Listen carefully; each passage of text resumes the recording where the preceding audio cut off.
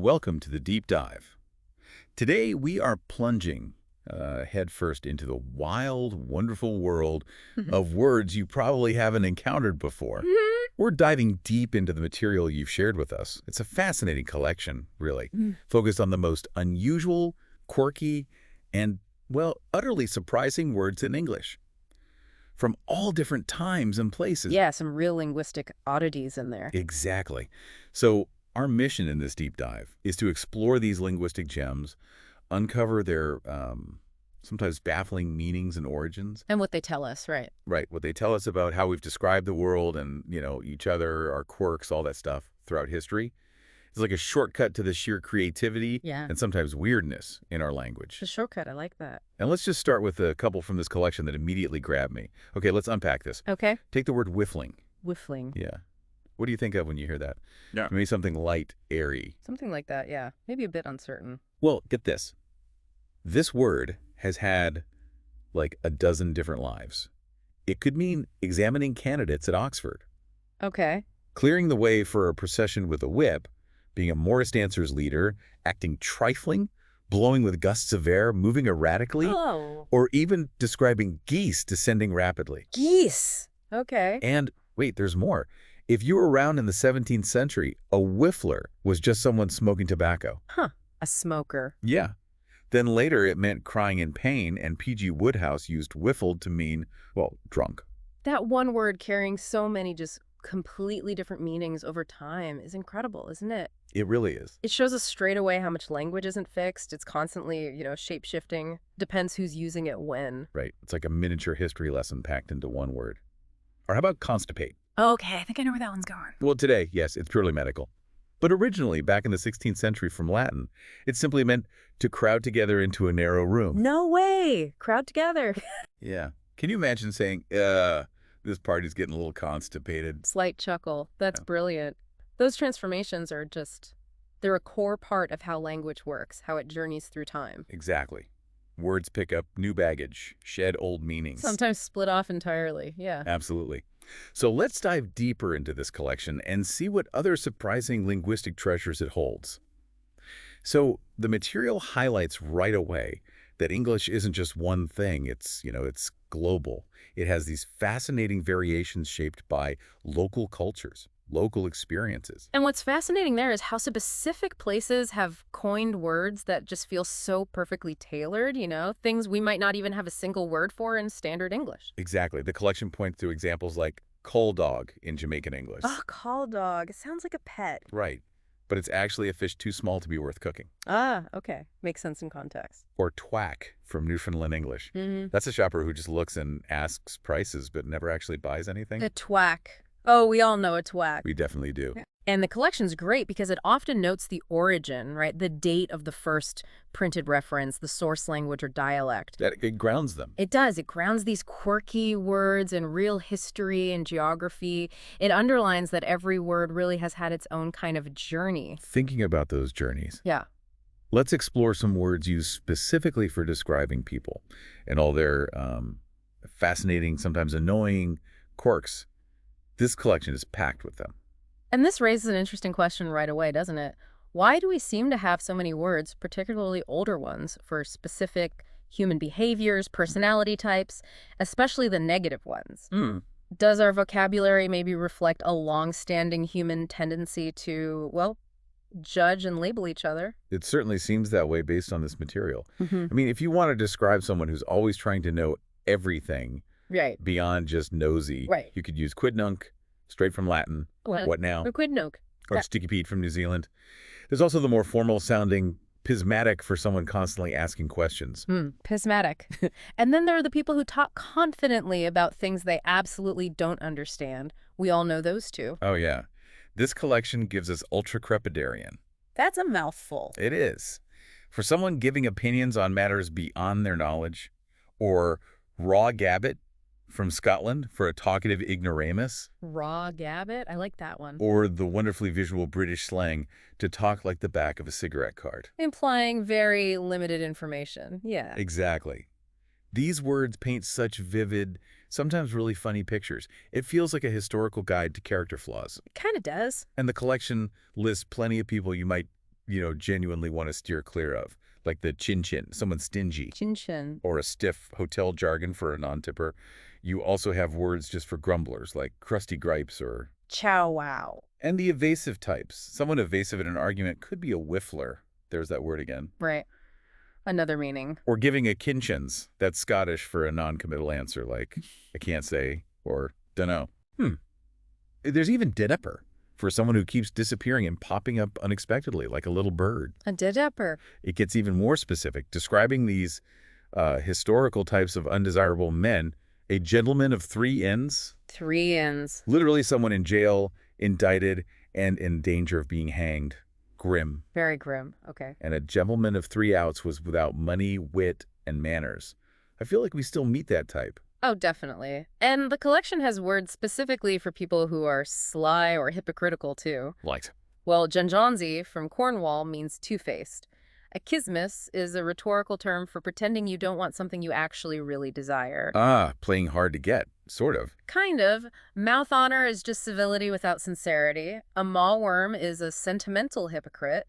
And podsnap from Dickens, that's someone willfully complacent, avoids unpleasant facts. Podsnap.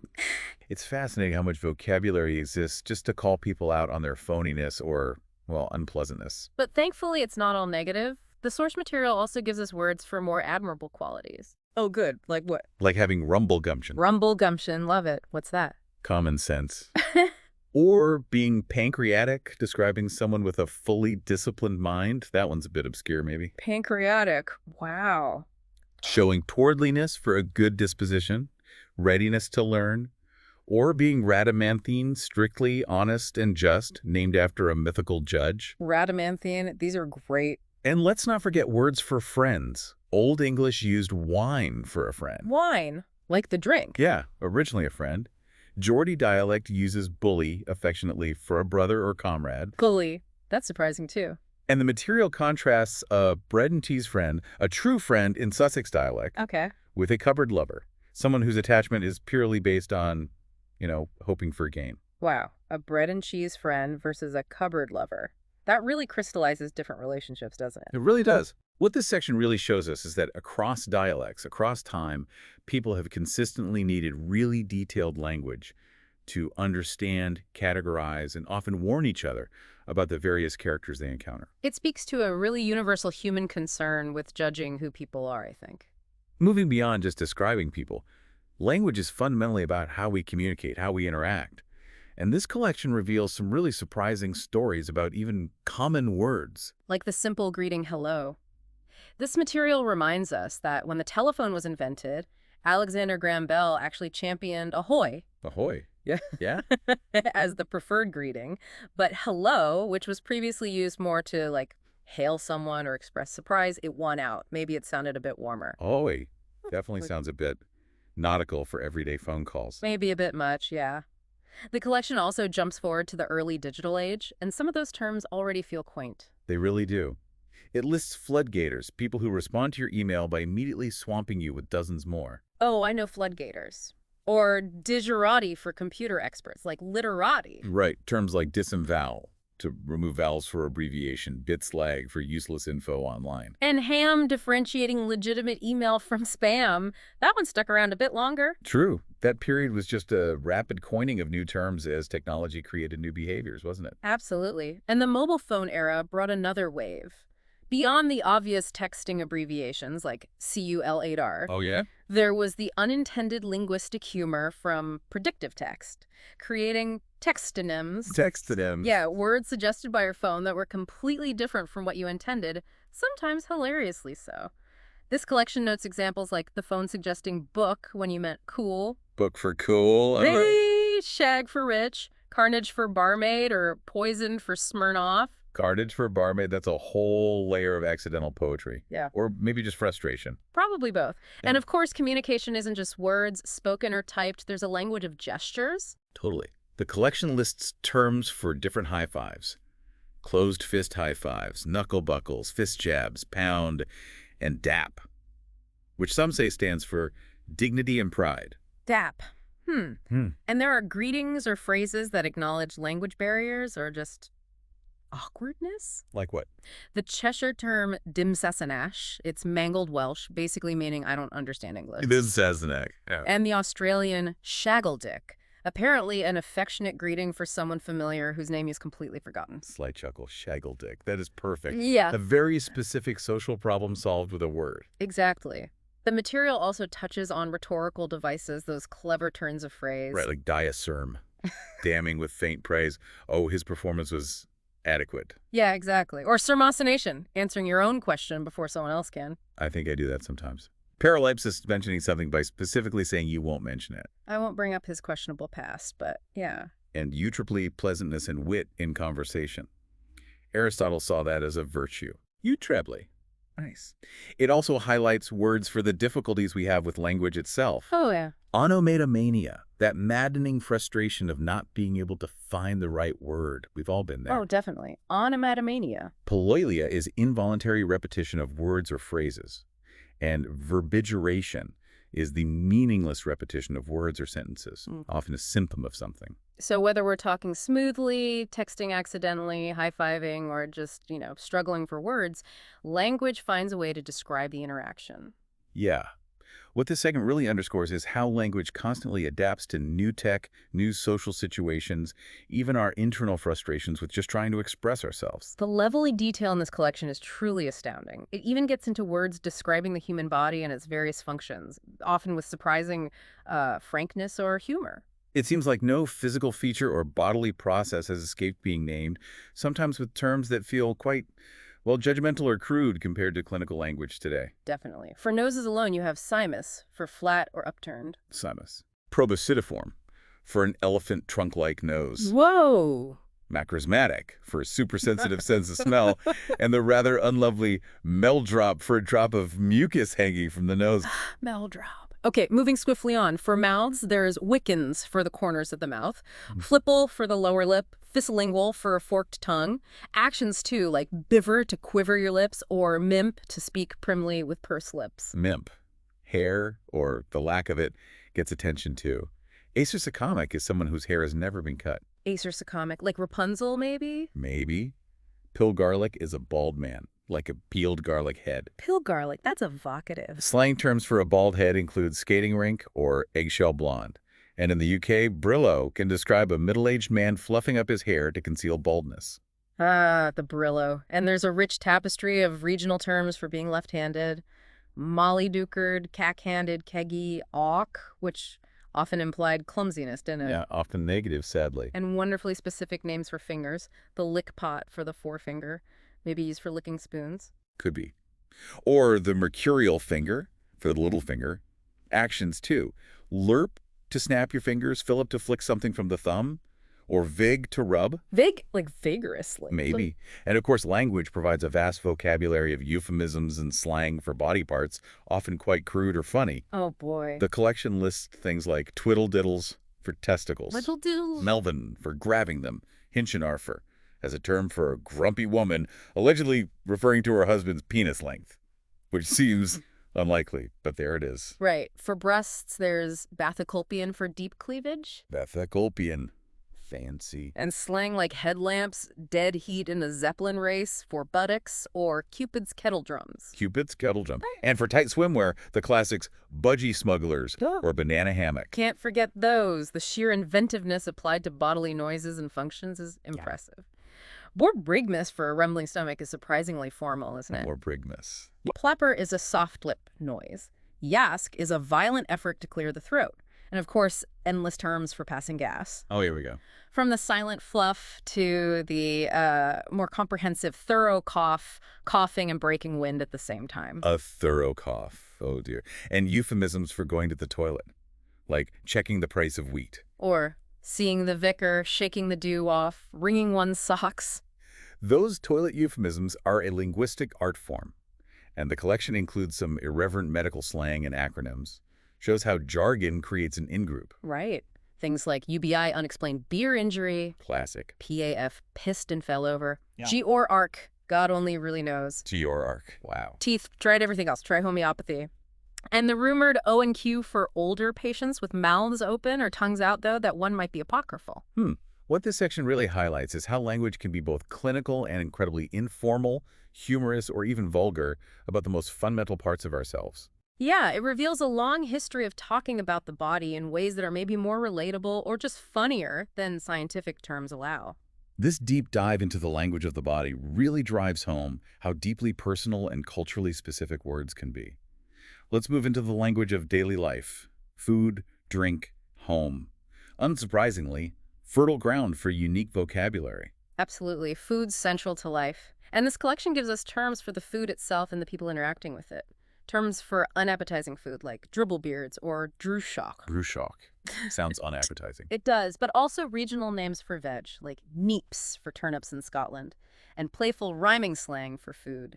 Borrow and beg for an egg. Borrow and beg. Army and navy for gravy. And there's a whole vocabulary for people focused on feasting, sometimes at others' expense. A smell feast, someone who haunts tables hoping for a free meal. A smell feast. Or a kasher lives on others' industry. A slap sauce just enjoys fine food. And a hadjer eats and drinks everything in sight. Hodger. After a meal, you might rizzle, enjoy a short period of idleness. Or a laborer might have a nooningskop, a rest after dinner. Nooningskulp. Nice. And watch out for a dando, someone who eats and leaves without paying. These words tell us a lot about social norms around hospitality and sponging. Definitely. Drink, especially in pubs, has generated its own complex language. Keg was an old military term for a vow not to drink for a set time. Taking the keg. A Parson Palmer stops the decanter circulating by talking too much over his drink. Oh, we know that person. Duffy is laying a bottle on its side to drain the last drops. And the rituals of buying rounds. To rattle someone's toe in Australia means ask them to buy a round. Rattle their toe. Okay. In Sussex, twizzling, a pointer on the ceiling might decide whose turn it is. Decorate the mahogany means buy drinks, referring to the bar top. Decorate the mahogany. I like that. And a shot clog is an unwelcome drinking companion tolerated only because they pay. That's quite cutting. It really is. And of course, the many, many ways to describe being drunk. Whiffled again. Whiffled again. Zigzag. Hazy-nazi. Please. Nazi. The charmingly named cherubimical for being benevolently drunk. Cherubimical. Or crembazzled for someone whose appearance is prematurely aged by drink. Crabbazzled. Ouch. Even pub names have surprising linguistic journeys. Cat and Fiddle, maybe from Catherine L'Fidel. Royal Oak, commemorating Charles II hiding in a tree. Right. At home, the language describes everything from making messes, spannel, or spang, for making dirt, Ang. to types of parties. This collection mentions a cuddle puddle for exhausted ravers, Cuddle puddle. or a buff ball where everyone dances naked. A buff ball. And dealing with overstaying guests who sit eggs involves terms borrowed from old law like thwartnick or egenhina. The fact they needed legal terms to get rid of guests tells you something. It really does. This category just drives home how language evolves in specific social contexts. The pub, the home, shared meals, reflects shared experiences, irritations, rituals. Beyond general daily life, this source material also explores words specific to a whole range of activities and particular worlds, jobs, sports, crime, family. Yeah, these specialized vocabularies are fascinating. They act as a kind of code, right?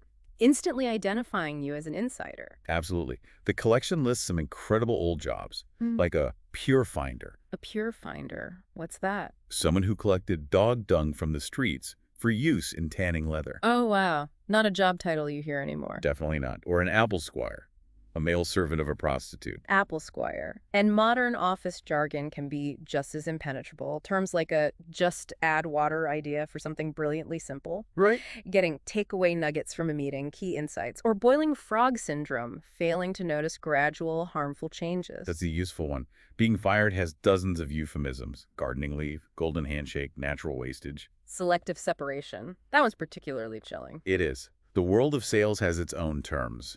Beyond the twack, there's a nose picker for an indecisive client. Nose picker. Okay. Or deaconing, deceptively packing goods with the best items on top. And money itself. Historical terms like weregild, compensation paid to killer's family in Anglo-Saxon law. Weregild. Or fornow, spending money before you've earned it. For narrow, specific activities like sports and games have incredibly rich vocabularies too. Old games like hot cockle. Coggles. Yeah, guessing who hit you while blindfolded. Surfer slang. Shark biscuit for a novice. Grubbing for falling off. Hmm. Climbers might hangdog if they're inexperienced, reliant on the rope. Hang-dogging, zorbing, rolling downhill in a big inflatable ball. Horse racing. Yeah. Morning glory, a horse that's good in practice but fails on track. Morning glory. Or drop anchor, to intentionally run slow. Betting has a whole complex language. Hand signals, tic-tac, obscure terms for odds. Darts has its own calls. Madhouse for hitting double one. Madhouse. Scrote for hitting double 20 when aiming for treble 20. Card games. The Suicide King, King of Hearts. Gambling cheats. Shill for a decoy player. Top hatting for adding chips after the result. Top hatting. And, of course, the iconic bingo calls. Two fat ladies. Legs 11. Travel generates terms too. Walking styles. Footer for a mincing walk. For footer. Biking accidents. Croggy, when someone sits on the crossbar. Indo, going over the handlebars. Car behavior. Gary boy for sporty car driver. Swoop and squat for causing an accident for insurance fraud. Swoop and squat, public transport. Monkey board for an old bus conductor's step. Cinderella fare for people missing the last train. The world of crime and law is full of slang. Old justice methods sound brutal. Keel hauling, riding the stang. Corsned, a medieval trial by bread and cheese. If you choked, you were guilty. Trial by cheese. Police slang.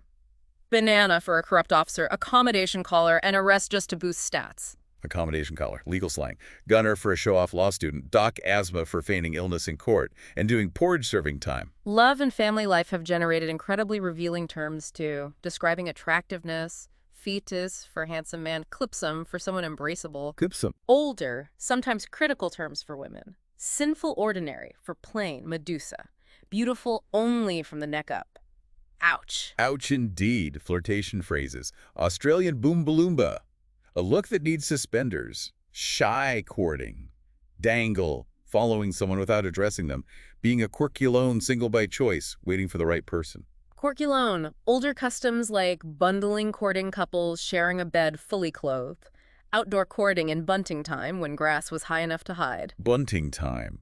WWII brought slang acronyms for romance. Holland. Hope our love lasts and never dies. Siam, sitting in another's midst. Marriage terms. Leverate, marrying your brother's widow. Adelphogamy, brothers sharing a wife. Adelphogamy. Less savory terms. Joachim Gagger, man living off his wife's prostitution. Opsigamy, marrying late in life. Family terms. Infanticipate for expecting a baby. Q. A pigeon pair for having a boy and a girl. And sadly, terms for absentee fathers. Zoo daddy only visits kids at the zoo. Zoo daddy. Goose father. Or discovering you're not the biological father doing a jacket. Getting a jacket. Wow. School life has its history, too. Old primers called an abecedary discipline. Getting tin gloves, blisters, a bibler, 6 cuts of the cane. Tin gloves, university terms, battles, student expenses, academic nudity, showing up unprepared. And yes, whiffler again, this time an examiner. Whiffler the examiner.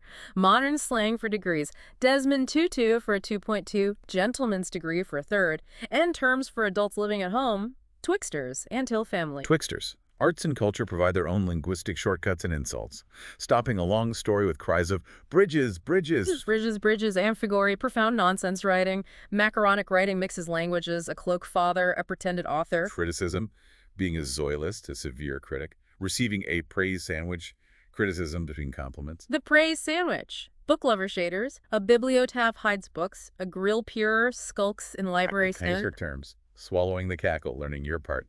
Mummerset. Fake rustic accent. Mummerset. Exhibilation. A collective hissing from the audience. Or being handcuffed when the audience won't applaud. Handcuffed. Music. Gorilla gig. Mosh pit. Wally Humper for a bouncer. Wally Humper. Finally, military and espionage. Incredibly colorful, often dark vocab. Avoiding service by being Mercus. Cutting your thumb. Mercus. Military life. Poodle faker for a social officer. Yeah. Swallowing the anchor for leaving the Navy. Swallowing the anchor. Air Force. Yeah. By the farm for crashing fatally. Pancake, as in order to land immediately. Pancake. Espionage. Yeah. Cutout. Middleman. Starburst. Losing a tail. Swallow. Female spy using seduction. And chillingly, demote maximally, killing an associate. Demote maximally. Wow. What this vast collection from specific worlds reveals is that language is just. It's alive. It's constantly being shaped by shared experiences, inside jokes, dangers, daily realities of any group. It's how communities talk to themselves about their unique world. And looking across all these categories really brings us back to that idea of word journeys. It does. If we connect this to the bigger picture, language isn't just collecting new words. Old words are constantly changing meaning, sometimes in ways you'd never expect. We saw constipate, from crowding to medical. Right. Anthology, originally a collection of flowers, not writings. A round robin used to be a petition signed in a circle to hide who was first. Not a bird or a tournament. Costume originally meant manners, customs, not clothes. Juggernaut, from a Hindi title, the massive chariot, became an unstoppable force. Mortgage, a death pledge from French, the pledge dying when the debt's paid. And bless, surprisingly started from an Old English word meaning to redden with blood, maybe from sacrifice, then shifted to consecrate, then bestow favor. Bless from blood. These examples really drive home that the words we use every day are containers of history, carrying echoes of past meanings, cultures, beliefs. Language is constantly in motion. The collection also shows how words can be built, like with reduplicative rhyming compounds, those fun pairs like stitch and bitch or zero hero. Yeah, and it highlights the sheer scale of vocabulary, including incredibly long words like floccinose Meaning the act of judging something to be useless. Try saying that 3 times fast. Slight chuckle. Just saying it once is an exercise. Well, we've taken a fascinating deep dive into this extraordinary collection of words. What's really fascinating here is seeing how specific and creative language can be when people need to describe their world, each other. These words aren't random. They're born out of shared experiences, local cultures, even inside jokes. And it raises an important question, I think. With language changing faster than ever today, how much of our modern slang and jargon will be understandable or even remembered in 100 years? Which words are on their own surprising journeys right now? So what does this all mean? It means the English language is less like a static dictionary and more like a vast, surprising, ever-changing landscape. There's always more to discover, often in the most unexpected places tucked away in regional dialects, job jargon, or the surprising origins of words we thought we knew. So we'll leave you with a final thought. The next time you hear a strange phrase, a bit of niche slang, or even use a common word that seems a bit odd, maybe you can try to uncover its own hidden journey. How did it get here? Where else has it been? And what might it have meant to someone else, somewhere else, long ago? Something for you to mull over or maybe explore on your own.